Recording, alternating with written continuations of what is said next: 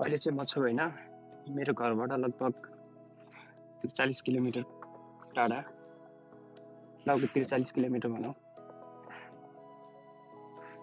यहीँबाट म मेरो नयाँ ब्लग सुरु गर्दैछु आई होप सो हजुरहरूलाई पनि राम्रो लाग्योस् नयाँ परिवेशसँगै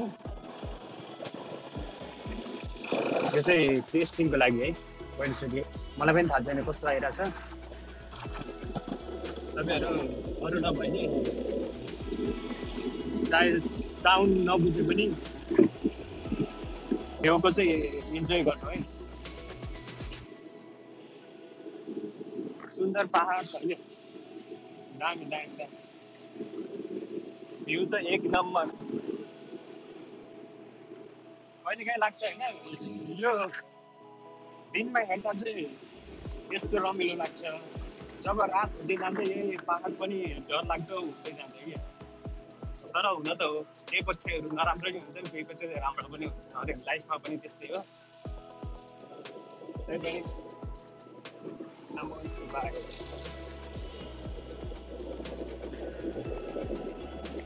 तर अचेल यो चितवन विकास हुँदैछ अहिले चाहिँ म लगभग कहाँनिर छु भन्दाखेरि दार्जिलिङमा लगभग घरभन्दा 40 किलोमिटर यता छु म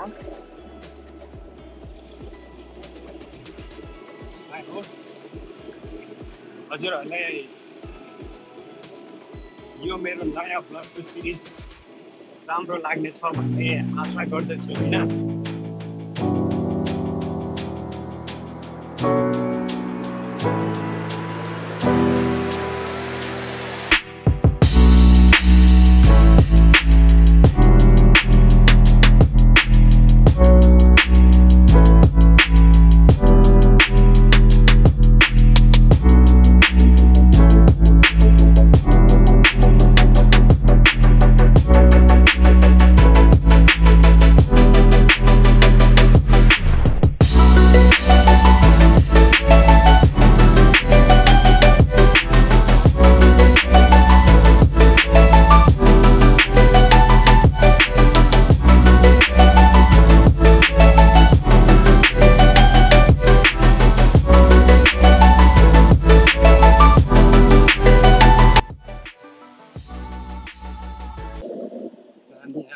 राइड जान्छौँ राइड जानको लागि चाहिँ काट्नु भएन यहाँबाट लस्किहालौँ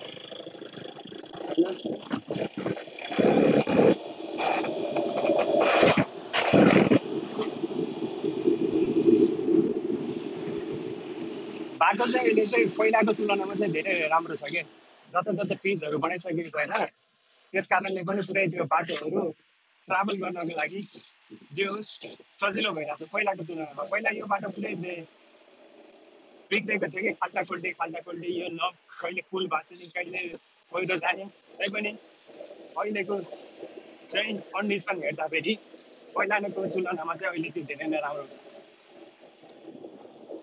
सायद मैले ब्यागको चेन लागेन आयो होला सबै नत्र सबै सामान उडेर जान्छ कि फेरि यस्तो दामी भ्यू कस्तो दामी भ्यू यही मिस गरेँ थिएँ कि लाइफमा मैले यो डाँडा पहाड मेरो नेपाल मेरो देश मलाई लाग्छ प्यारो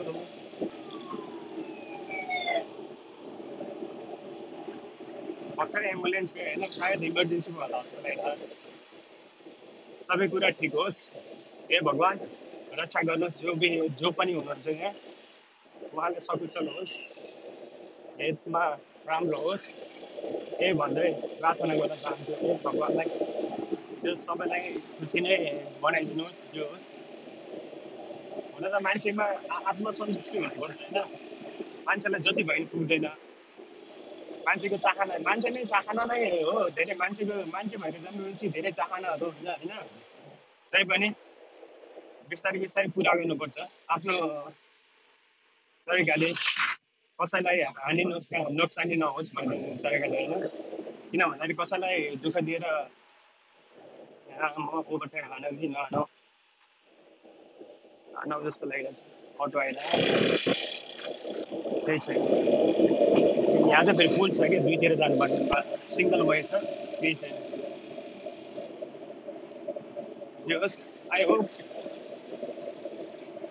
भोइस पनि अलिकति आएको छ कि भन्ने लागिरहेको छ जुन चाहिँ मेरो यो फुल हेलमेट छैन त्यस कारणले पनि अलिकति हावाले गर्दाखेरि जुन भोइस राम्रोसँग आएको छैन कि जस्तो लागिरहेको हो नजाउँ अब त्यहाँ चाहिँ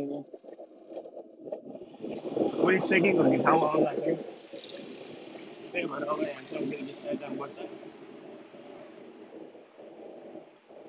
यस मेरो लाइसेन्स चाहिँ जमानामा दिएको नेपालको कन्डिसन चाहिँ अलिकति यसमा चाहिँ अलिकति पछाडि छौँ क्या हामीहरू धेरैहरू जमानामा लाइसेन्स दिएको अब त्यो एक्सपायरी हुन लागिसक्यो लाइसेन्स प्रिन्ट भएर आउँदैन लाइसेन्स अन्त अहिले एपमा पनि छ एपमा देखाए पनि हुन्छ जे भए पनि जुन जुन तरिकाले हाम्रो फिजिकल्ली रूपमा हुन्छ नि त एउटा कार्ड लिने भन्ने कुरामा चाहिँ त्यो छैन के भन्ने अब टेक्नोलोजीले गर्दाखेरि मान्छेहरू कहाँ कहाँ अगाडि बढिसक्यो हामी त एउटा कार्ड धरि प्रिन्ट गरेर पाउँछौँ हो लगभग 2 वर्ष हुँदैसक्यो ओभरटाइम अलिकति अप्ठ्यारो सक्छ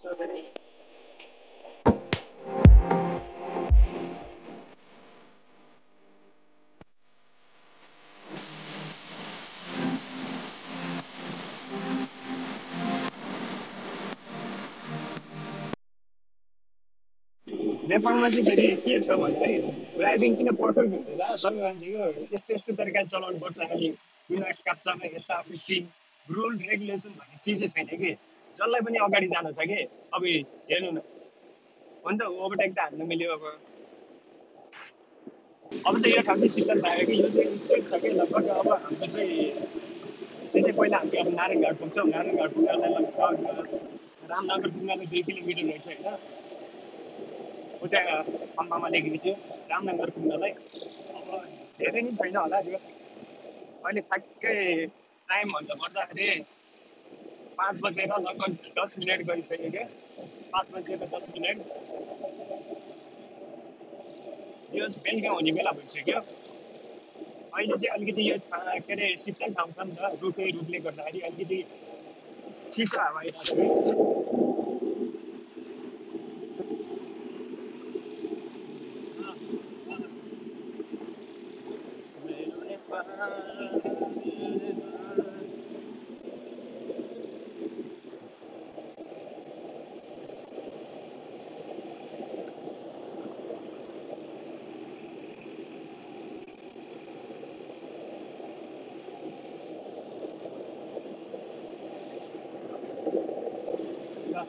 यो चाहिँ हामी चाहिँ अहिले रामनगर आइपुगेको छ यहाँ चाहिँ धेरै जस्तो लङ टुरको गाडीहरू आएर खाना खानुको लागि रोक्ने ठाउँहरू होइन अनि यहाँ पुलिस चेकिङहरू पनि हुन्छ जस नाइट बसहरू धेरै जस्तो लङ टुर जाने पूर्व पश्चिमका बसहरू आएर धेरै जस्तो यहीँ खाना खाना ठाउँ चाहिँ हो तर हामी त अब यही नजिकको मान्छे घर पुगिहाल्छौँ हामीले खाने भनेको यहाँ आएर चिया चिया लगभग त्यस्तै बनाउँछ अनि त्यहाँबाट लगभग नारायणघाटबाट हाम्रो घर चाहिँ लगभग छ 13 कति भनौँ 12-13 किलोमिटर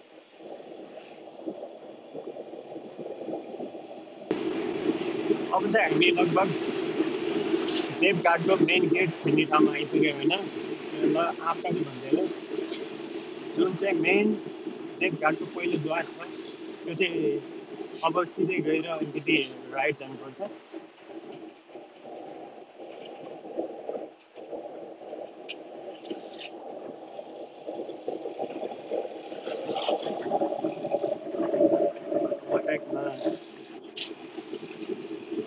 साइड दिन है एकैछिन है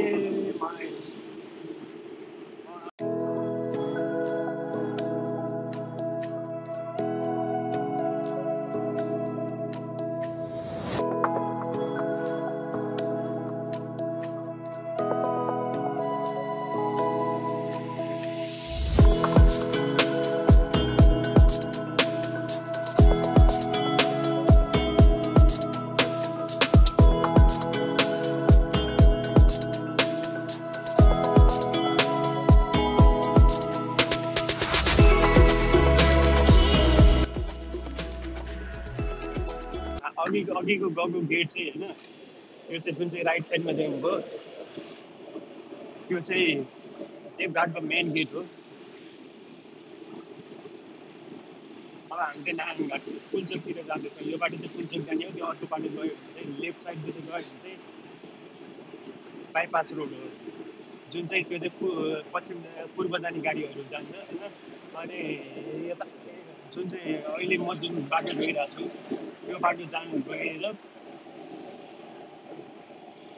पश्चिमतिर गयो भने चाहिँ अनि पश्चिमतिर लाग्यो भने पश्चिम जाने गाडी भयो। उता अब दाङतिर भनौँ, अब के भनौँ, अब दाङतिर भन्नाले अब मेरो साथीको घर पनि दाङतिर होइन, त्यही भएर दाङतिर भन्नु आयो। रनगढी त्यो चाहिँ पुल तरेर जानुपर्छ नवलपरासी साइडमा।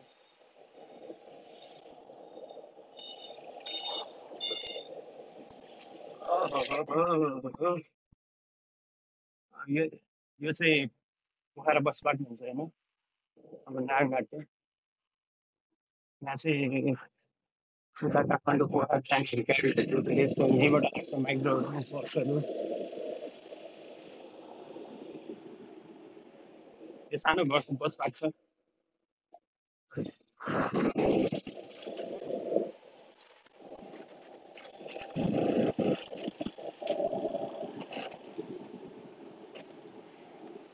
बजारको बाटो आयो भने त अलिकति भिडभाड छ क्या। नेपालीहरूले किन पर्फेक्ट रूपमा गाडी बाइकहरू चलाउन सक्छ भने यही कारणले हो कि देख्नु पर्छ होइन। पुरै बिचबाट घुमाइ यता उता घुमाएर चलाउनु पर्छ। अनि कहाँबाट नसिकोस् त पर्फेक्ट ड्राइभिङ।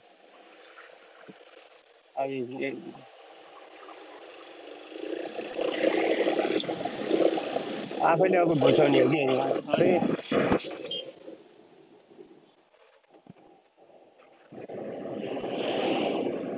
अगाडिबाट आउँदैछ।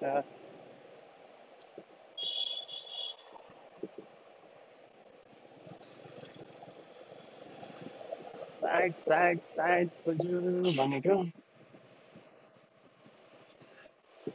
अहिले ट्रकहरू पछाडिबाट लेख्न छोड्दैछन् क्या, नत्र यता औडा लेखेर बस्छन्।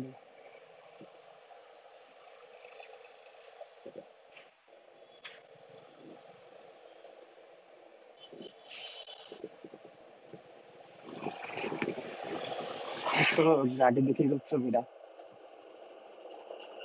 दुईवटा ट्रक रहेछ कि फेरि ओ त्यहाँ घान भनेको नि यो बजारको बाटोमा अलिकति गाह्रो छ, किन भन्दाखेरि अगाडिबाट गाडीहरू आइरहेको छ।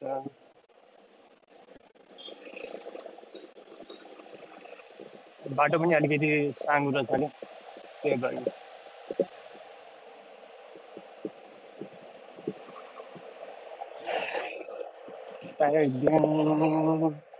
त्यही लास्तो छैन आज साइड लास्तो छैन अगाडि जानलाई।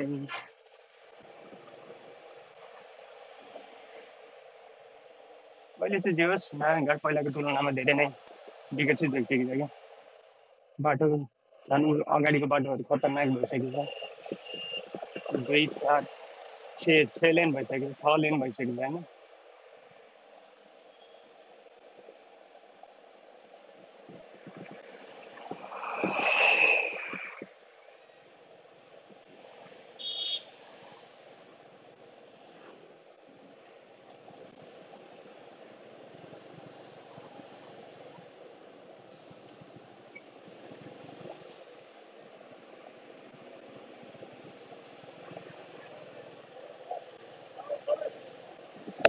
नानो गाडी होइन, धेरै पछि दिएको त भनेको नानो गाडी, यो टाटा कम्पनीको नानो गाडी। अहिले चाहिँ यो अटो रिक्साहरू चाहिँ टन्नै छ कि पहिलाको तुलनामा। यो चाहिँ यसलाई चाहिँ भन्छ पुल्चोक, नारायणघाटको पुल्चोक भन्छ होइन।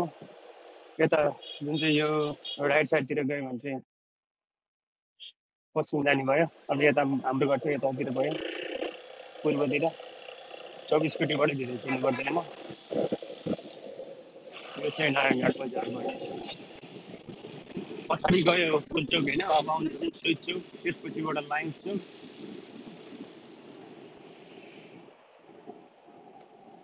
अनि त्यसपछिबाट आउँछ एउटा कलेज चाहिँ समथिङ के थियो मैले बिर्सेन मैले त। अनि त्यसपछिबाट आउँछ 24 कोटी। 24 कोटीबाट चाहिँ हामी राइट जानुपर्छ घर जानको लागि। सिधै गएर अलिकति हाकिम चोकबाट गए पनि हुन्छ होइन, तर हामी चाहिँ यहीँबाट जान्छ।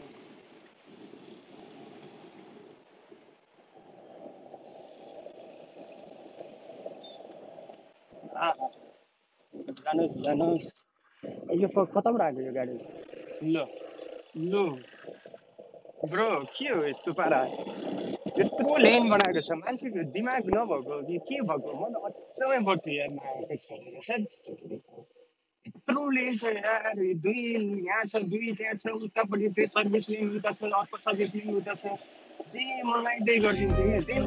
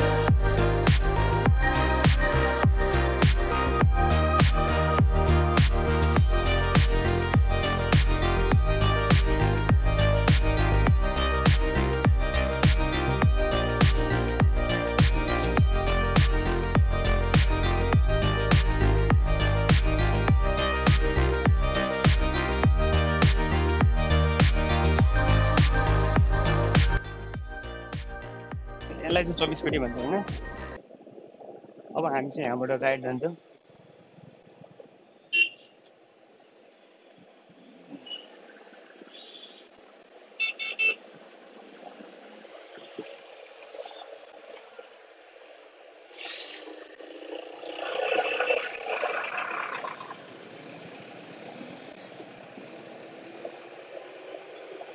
त्यो मेन चाहिँ गैडाको त्यो भएको शालिग भन्दै अब त्यो एउटा टाउको भएको चोकलाई चाहिँ त्यो साह्रै त्यो छ, यसलाई चाहिँ 24 कोटी भन्छ। यहाँबाट चाहिँ यतापट्टि साइडमा जुन चाहिँ मेरो लेफ्ट साइडमा छ यहाँ चाहिँ भरतपुर एयरपोर्ट हो। अनि अर्को चाहिँ यतापट्टि राइट साइडमा भएको चाहिँ यो जङ्गल जस्तो देख्नु भयो जुन चाहिँ यो चाहिँ छ आर्मी क्याम्प हो।